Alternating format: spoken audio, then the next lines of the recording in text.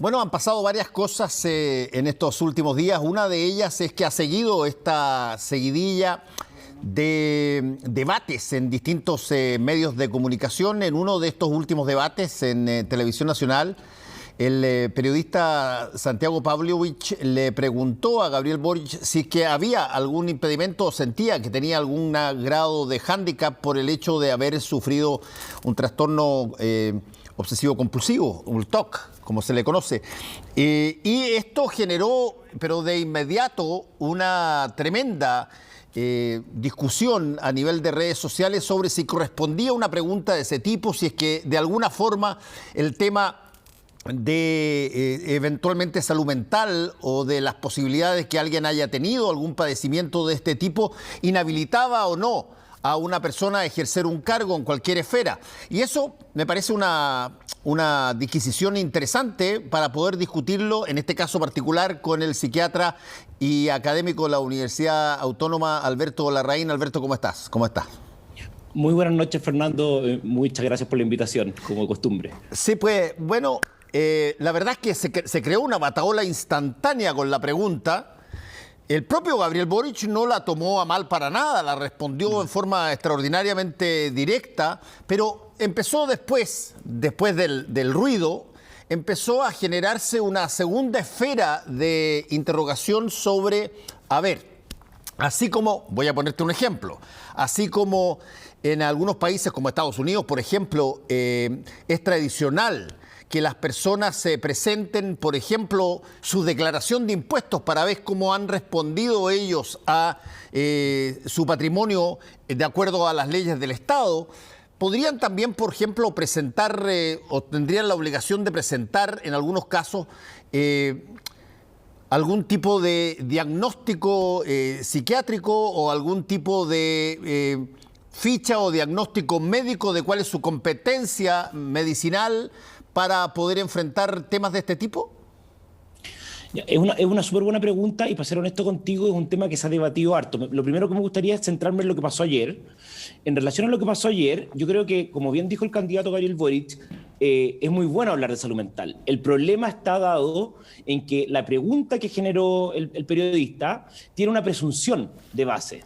Y esa presunción de base es que la enfermedad mental que el candidato presentaría lo inhabilitaría a poder presentar condiciones de estrés.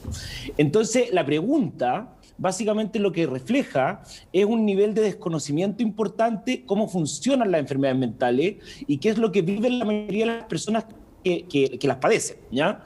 Entonces, desde ahí se genera la batahola, porque además él reiteró la pregunta en más de una ocasión. Y parecía ahí entonces que más bien estaba el foco en la inhabilitación de él como persona y como de candidato en función de la enfermedad, más que de ver cómo el tema de salud mental podía ser relevante o no para el ejercicio de un cargo. En relación a tu pregunta, en general es un tema muy debatido a nivel mundial, si se puede o no se puede considerar la salud mental como un criterio excluyente para la toma de decisiones o para el ejercicio de ciertos cargos. Y voy a tratar de explicarle a la gente que nos escucha por qué. Con ninguna otra condición de salud, se establece un criterio en general que pudiera ser excluyente. A diferencia con las enfermedades mentales, que parecieran pasar inmediatamente a ser una condición que nos determina, ¿ya? Entonces, esto hace que, por ejemplo, las personas que sufren enfermedades mentales se encuentren con que sus propios diagnósticos son utilizados también como adjetivos calificativos. Ejemplo, eres bipolar, eres esquizofrénico, eres histérico, no así ninguna otra enfermedad. Nadie lo tildan de hipertenso, diabético o eventualmente de que sea un lumbago, ¿ya? Solo se produce con las enfermedades mentales.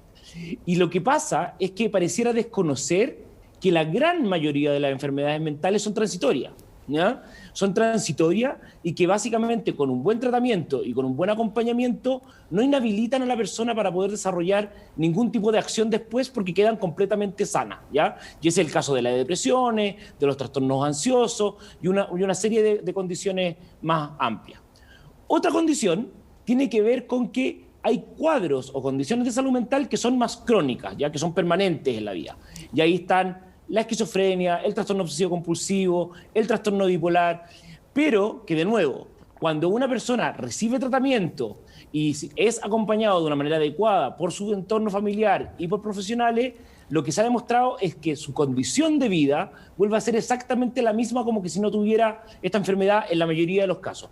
¿Cuál es nuestro problema? Como bien dijo el candidato ayer, que la mayoría de las personas no acceden al tratamiento en Chile. Entonces, hoy día la pregunta que uno tendría que hacerse es, una persona que tiene una enfermedad mental que no tiene tratamiento, ¿cómo hacemos para que lo pueda acceder a ese tratamiento? ¿Y cuáles efectivamente podrían ser condiciones que pudieran o no establecer esos criterios? Por ejemplo, ha habido una tremenda discusión en muchos países respecto a los test de droga. Ustedes saben que la adicción también es una enfermedad de la esfera de la salud mental y en algunos países se hacen test de droga periódicos a ciertos parlamentarios o a ciertas autoridades como una forma de demostrar que efectivamente ellos tienen ciertas condiciones para poder o no trabajar. Pero nosotros también tenemos que recordar que en general en Chile hay una ley de derechos y deberes que establece que el diagnóstico de una persona es un diagnóstico reservado. De hecho, no se puede hablar del diagnóstico de una persona porque es algo que le compete solo a ella. En este caso, yo creo que no había dolo desde el punto de vista, ni ninguna mala intención desde el punto de vista de Santiago Pavlovich, sino que el problema está en cómo la pregunta se formula y cómo se vuelve a reiterar para poder inhabilitar, en el fondo, una competencia general que pudiera tener Gabriel Boric. Sí, ahora es interesante lo que estás planteando, Alberto, porque uno podría incluir dentro de las preguntas, por ejemplo, si las personas que votan por determinados representantes, incluyendo, por cierto, el máximo representante, el presidenta de la República, representantes, debieran conocer o no conocer el estado, por ejemplo, psicológico o médico de la persona. Si es que el tema de la salud mental y el tema de la condición médica de la persona forma parte de aquello que los votantes debieran conocer antes de emitir su sufragio. ¿Qué te parece? Claro, es una pregunta bien difícil porque uno tendría que decir, mira, en el fondo, esto sería como preguntarle a alguien si el tener que abrir otras esferas de su vida, su sexualidad o sus gustos o ciertas condiciones que me predeterminan, influyen o no en el correcto ejercicio del cargo, ¿ya?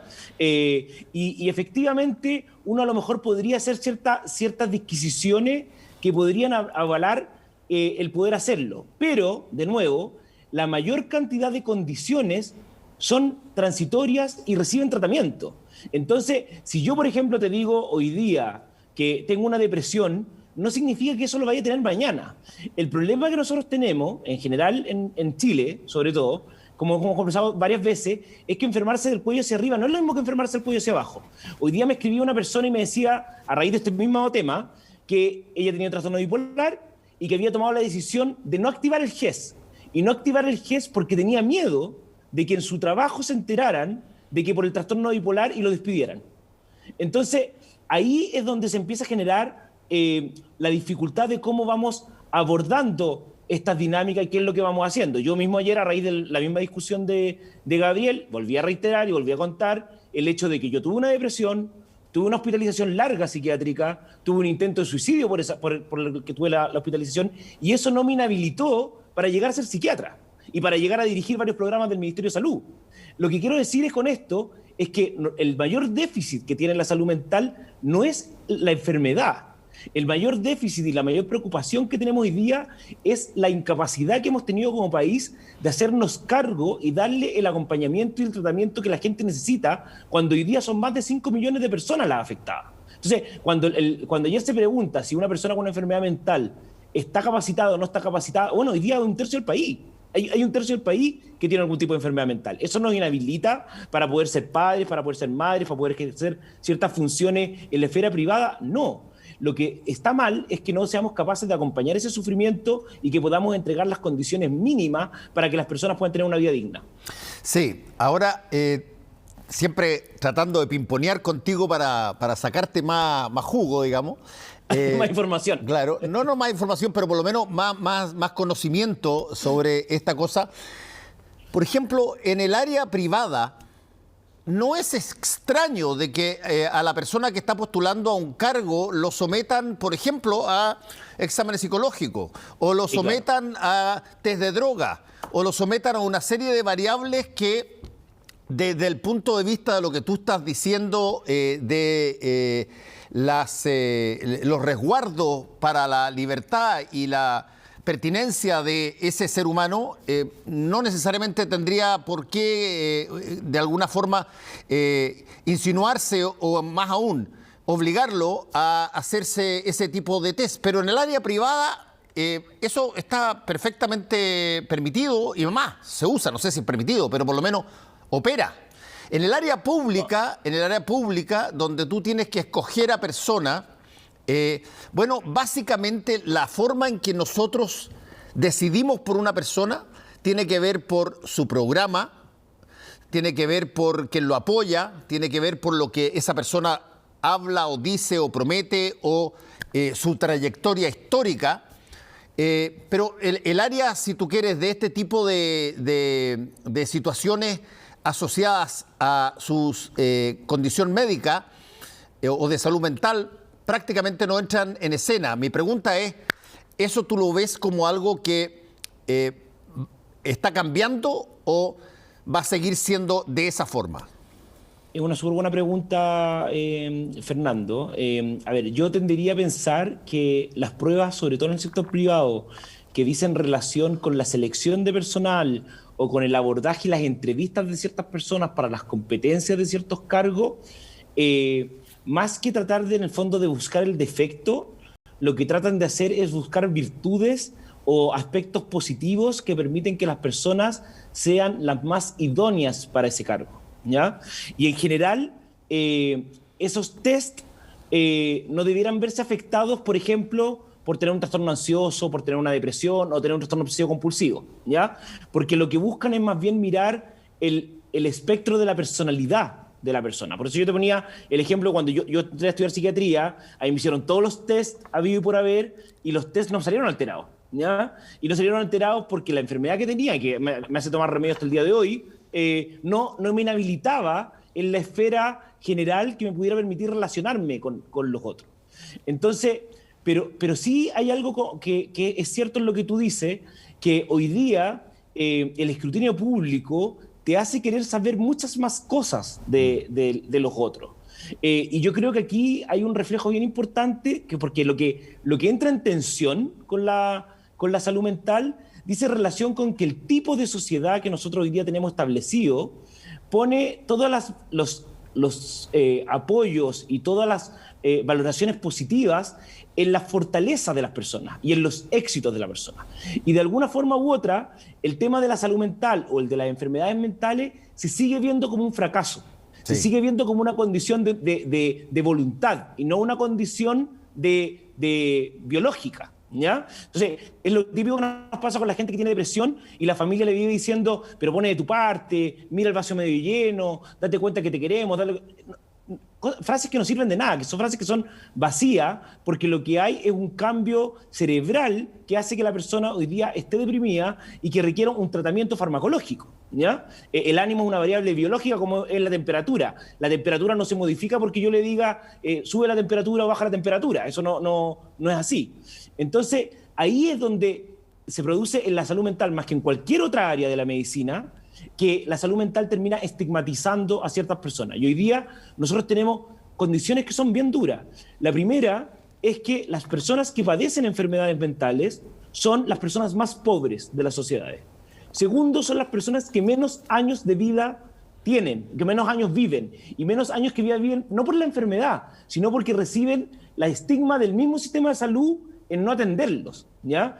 La cobertura es mucho más baja. En general nosotros tenemos, como hemos conversado varias veces, tenemos tope, tenemos menos pagos de licencias médicas, es más caro, hay menos cobertura para los remedios. Entonces, al final, las personas terminan viviendo una condición de extrema precariedad y en general bajo la línea de la pobreza.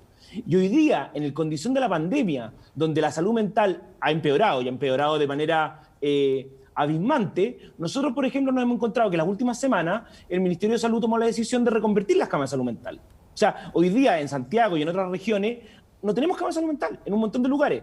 Y no tenemos cama de salud mental porque, de nuevo, no se ve como algo relevante, no se ve como una condición médica, sino que se sigue considerando como un tema más de voluntarismo o como un tema de apresto personal en relación a las condiciones de vida que voy teniendo.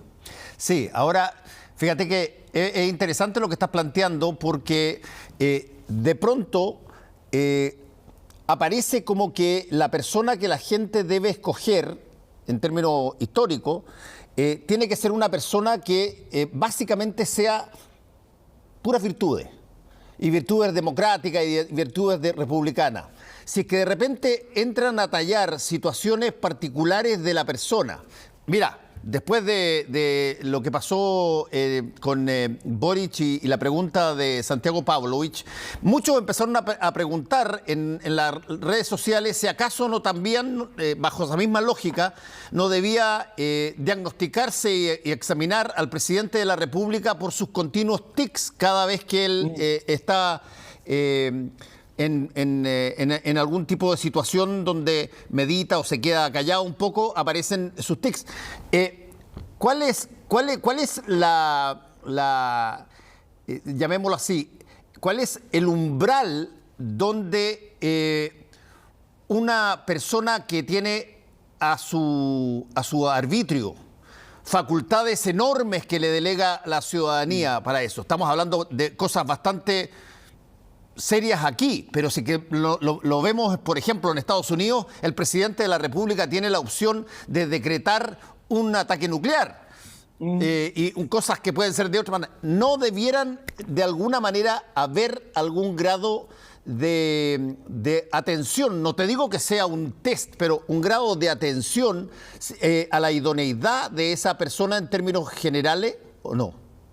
Mira, es una súper interesante pregunta porque no sé si tú recuerdas que en el Congreso había toda una discusión respecto a hacer una acusación constitucional o inhabilitar al presidente de la República por condiciones de salud mental. Hay varios parlamentarios que lo han propuesto. Entonces, a mí varias veces me han preguntado respecto a si yo no considero que el presidente de la República pudiera tener una incompatibilidad de su cargo desde el punto de vista de salud mental. En términos generales, no hay nada que uno escuche ni lo haga pensar que pudiera tener una condición de salud mental que pudiera inhabilitarlo de su cargo. Cuando tú preguntas respecto a qué condiciones podrían generar que efectivamente hubiera esa inhabilidad, obviamente la primera es que uno perdiera el juicio de realidad, ¿ya? Que son cuadros en el fondo que me obligan o que me hacen perder la percepción de lo que yo estoy viviendo y de lo que está sucediendo alrededor mío, que son más bien cuadros psicóticos, que por lo demás la mayoría de ellos son reversibles, con tratamiento, ¿ya? Pero en ese sentido, yo me atrevo a decir que en general son cosas que son bastante groseras y es relativamente fácil que los entornos cercanos pesquisen lo que está pasando. Y yo no tengo recuerdo, al menos, de que se haya destituido en algún país por causas de este tipo. Así han habido personas que han presentado dimisiones por depresiones o por inicios de Alzheimer, pero donde la misma persona ha tomado esas determinaciones. Y quiero además señalar, hay un estudio súper interesante que hace un análisis de liderazgo, ¿ya? Y establece que parte de los liderazgos que han sido beneficiosos para el mundo, y ahí incluyo a Lincoln, a Churchill, a Gandhi, son personas que han vivido enfermedades mentales. ¿Y por qué son liderazgos que han sido beneficiosos para el mundo? Porque son personas que han podido incorporar a su biografía el dolor. Entonces, al poder incorporar a su biografía el dolor, tienen una posibilidad y una capacidad de empatizar con lo que el otro está viviendo mucho más grande que aquel que nunca lo ha vivido. Y un poco lo que dice este estudio es que los liderazgos, en el fondo, que nunca han tenido esta experiencia de dolor, que nunca han tenido estas experiencias de fracaso, son un cierto tipo de liderazgo que no permiten que se incorpore a las personas de las comunidades que están más en la periferia, porque siempre están construyendo los países y los proyectos desde el éxito y no desde la fragilidad. Yo creo que la gran virtud que ha tenido el diputado Boric, el candidato Boric hoy día, tiene que ver con que él muestra que la salud mental refleja el tipo de sociedad que estamos hablando y que poder hablar de nuestra fragilidad no es una debilidad, sino que por el contrario habla de que nosotros tenemos ciertas condiciones que tienen que ir modificándose y que requieren cierto apoyo de la comunidad en completo, que ninguno de nosotros es infalible, que ninguno de nosotros es imperecedero, sino que nosotros podemos, en conjunto de una comunidad, ir construyendo e ir superando nuestras etapas. Vuelvo a decirlo, la gente que nos está escuchando, si usted tiene una enfermedad mental, hoy día me escribieron a raíz de esto mismo 3 cabros que estudian medicina para decirme que si ellos iban a poder ser o no podían ser médicos. Sí, la gente puede ser médico, puede ser lo que usted quiera. Nada lo determina en la medida que tenga un tratamiento y reciba el acompañamiento adecuado. Sí, hay una cosa bien interesante también que tiene que ver con otro tipo de lógicas que probablemente no tienen el criterio de enfermedad, pero que para los efectos prácticos de una responsabilidad política o gerencial en una empresa pueden ser brutales. Por ejemplo, ¿cuál es la razón por la cual varios países tienen prohibido o tienen de alguna manera sancionan los discursos de odio, por ejemplo? O el fanatismo. El fanatismo, cuando tú crees que, por ejemplo, solamente deben vivir los tipos de una sola raza y el resto debiera ser aniquilado, o de una sola religión, o de un solo partido, o de una sola visión ideológica y que el resto en realidad está de sobra o debiera básicamente servirle a ello, ese probablemente no es, llamémoslo así, una enfermedad biológica, mental, equivalente a la que puede significar una depresión o un TOC o algo así.